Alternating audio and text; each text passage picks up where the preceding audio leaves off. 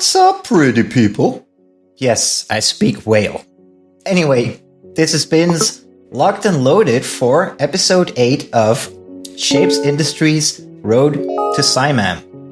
And I don't know about you, but I am excited because this might maybe be the last episode in which we finish at least a version 1 MAM, maybe not. We'll see how that goes. But either way, we are in the final stretches of, bringing this machine into existence.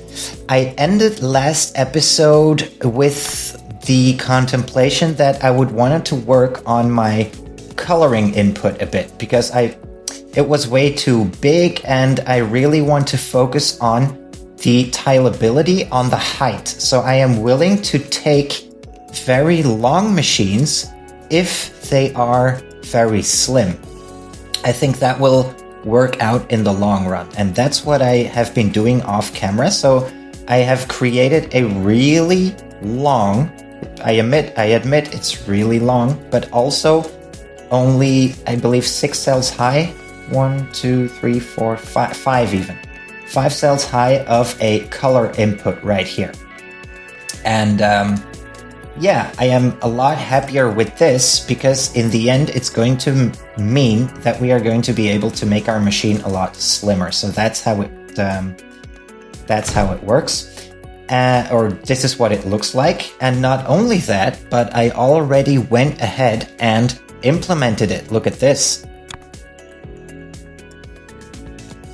This is what the current machine might look like. So we had our inputs right here. I've laid out 2 belts of color, 2 belts of each base color here, put them into hyperlinks, wired the hyperlinks from the bottom, right? They follow along on the bottom. And then I already went ahead and connected 4 of these new coloring modules to the outputs. So the outputs that come from the smelter, I also revamped the smelters a bit so that they are more balanced now. As a matter of fact, I took 12 smelters to make that balanceable, even though you technically only need 10 of them. I did that. And then the outputs here, each of them is going to go into a hyperlink, and the hyperlink traverses the entire color preparation thing and the color storages to come out here near the painter, where then color and shape will come together to provide these painted quadrants. And then now all I need to do is set up a stacking unit. So that is what I wanted to do on camera today. And if I can get these 4 belts stacked, then that means we have a component for an entire layer. And then I think the only thing we need to do is duplicate that, multiply it by 4. We need it 4 times once for each potential layer. Stack that, create stackers for that. And then the MAM should actually be done. Right? So yeah, we'll see how it goes. Maybe I'm overly optimistic and we won't get it done today, but as I said, we are going downhill from here. So let's get to a stacker. Here they are. Let's get to that and let's see which one would be the best fit. I think an adaptation of this one actually might be the best because it has this semi-balanced stacker. It has a bypass functionality and an auto cleaning functionality built in. So if the belts are clogged, it can automatically clean itself. So I think I'm gonna use a variant of that, and as a matter of fact, I think I already used it here. Right? Was this something this was something we looked at last episode, right? So how does it work? Like this. This is what I need. Let's adapt this a bit.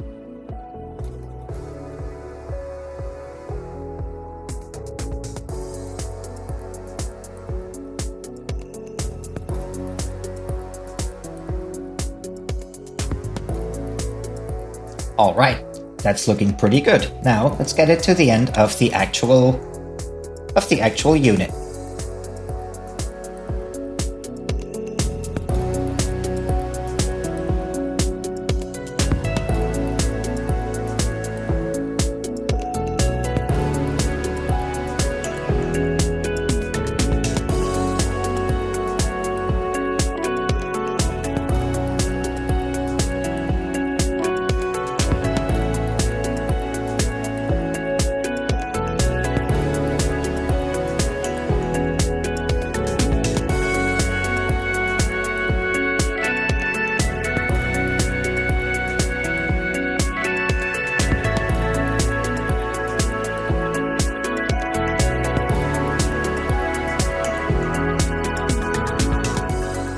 Ladies and gentlemen, I think we have a winner. This should be good for one layer.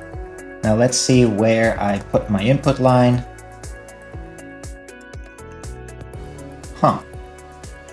Where is my input line? Oh, here it is. This is the input line. So now just for testing purposes, let's just draw a double green belt right here. So, no, not yet. Like so. So now the thing I would like to do is run a test shape and see how that works. Let's get a pin in, temp out, and let's delete the previous pin. All right, and now let's create a random half smelted shape. How about, yeah, why not this one? Why not this one? Just have it ready. So why not use it? There we go. Let's follow some shapes around, shall we? Well, this doesn't do what it's supposed to do. Let's see.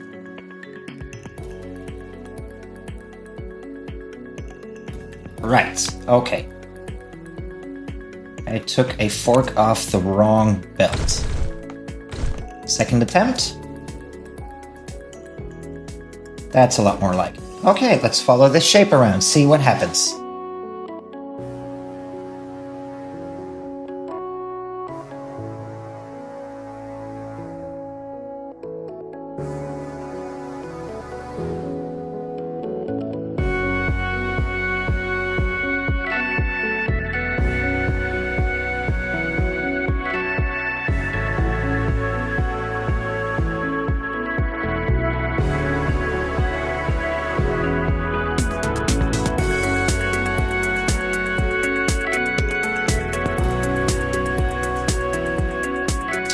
Okay, there was some error. There was some mistake in this. Because both of these items are painted white, and I would like to know why that is. That is not supposed to be the case. We do have red paint here. So it seems like the allocation between my paint belts and the eventual belts that the smelted shapes come out of is somehow wrong. Let's see. So this top painter is for the top right corner. Bottom right corner, bottom left, top left. So these shapes, as a matter of fact, they're not supposed to come out. They're supposed to come out on this line, in this machine. That's where they should be going. So my problem is located in rerouting. My problem is located in rerouting. What is going on? The machines, these things do come from the second machine. Okay. Yeah, the problem is right here, isn't it? This is a theoretical problem. This is a theoretical problem. The shapes are rerouted, and they aren't supposed to. But this step of the machine is there to ensure that in case we do need another stack with the things that come out here...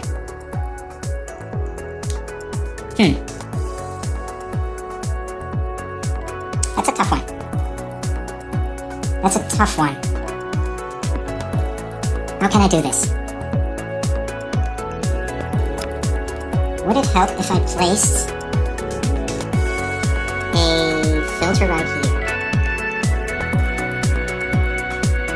Let me think about this.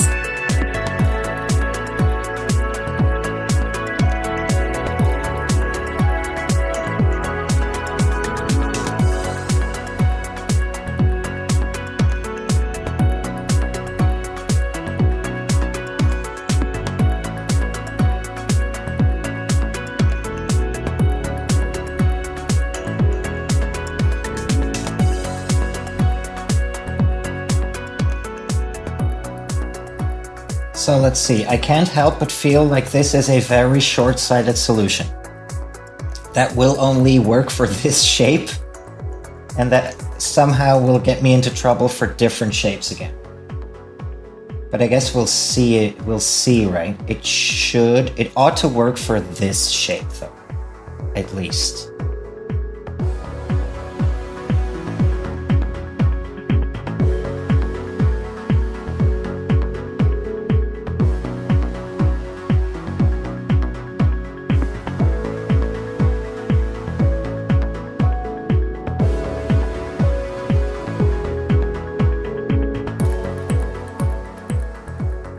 Well, the good news is we have a winner, okay?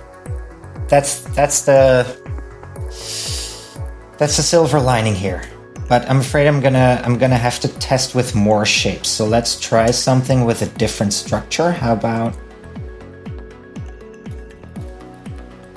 this maybe? And then some color. How about red, cyan? Let's make it ugly. Yeah, that's pretty ugly. And then I'm gonna put the smelt piece somewhere else. Let's see. Yeah, how about this? Let's try this.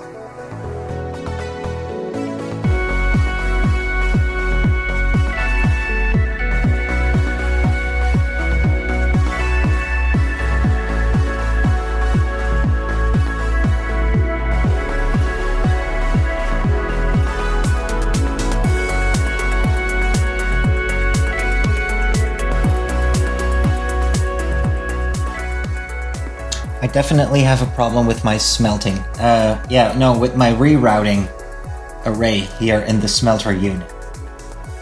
The way these shapes are rerouted is completely wrong. So this is the bottom right quadrant. And the bottom right quadrant should eventually end up in the second machine, but it doesn't. It ends up, where does it end up? It ends up on the first machine. And where's the top right quadrant is output here. And that is rerouted into the second machine. So these are swapped. These are swapped.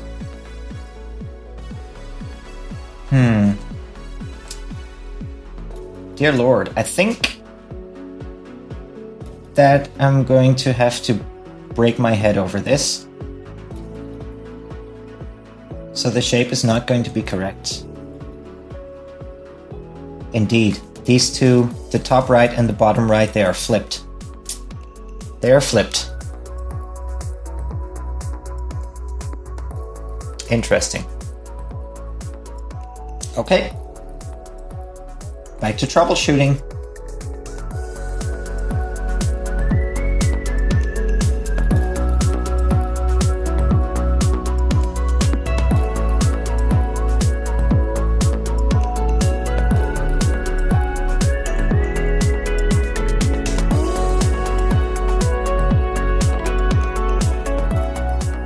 I'm going to try something differently. I want to try something differently. I'm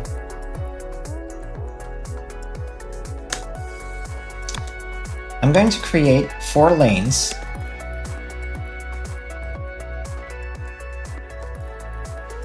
And I think I'm going to want a manual, well, not manual, but a hard-forced rerouting mechanism that is going to analyze the shapes that come over the belts and then put them on a different lane. Because they have to be top right quadrant, bottom right, bottom left, and top left. Okay, so what I would like to do is, for example, if we have a shape on this belt in which the top right quadrant is found, we could do that with an analyzer module. Okay, and then we should be able to get a signal from that. If we get a signal from it, then we could do it like so. Is that correct?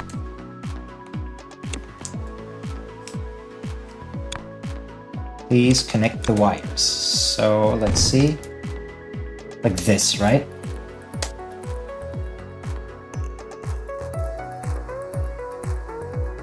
And I think the approach I want to take here is that I'm going to give the top lanes priority. So for example, if I put that there, this will also be rerouted to the top. But if I take the first quadrant away, then it will not be rerouted to the top anymore. Yes, it's good. That looks good, but this is going to be a big machine, is it not? I think it's going to be a big machine. So the thing I would like is actually 3 reroutes.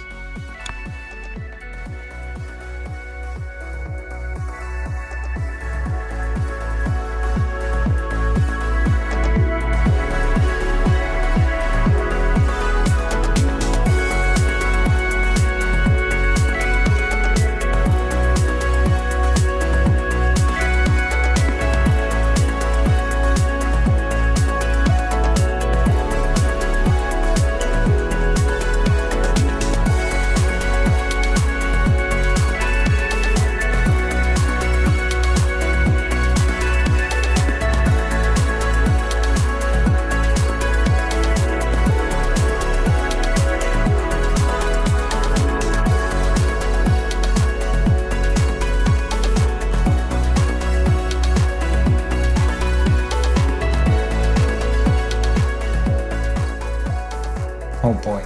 Okay, so what if we get a smelted shape? For example, how about this? Yeah, it takes the top lane. It takes the top lane.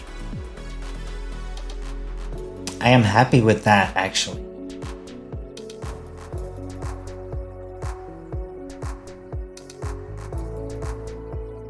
Good. Now can I simplify this so that I don't need the belt readers anymore? That's the... at least these two. That's the next question. That's the next question. If we create something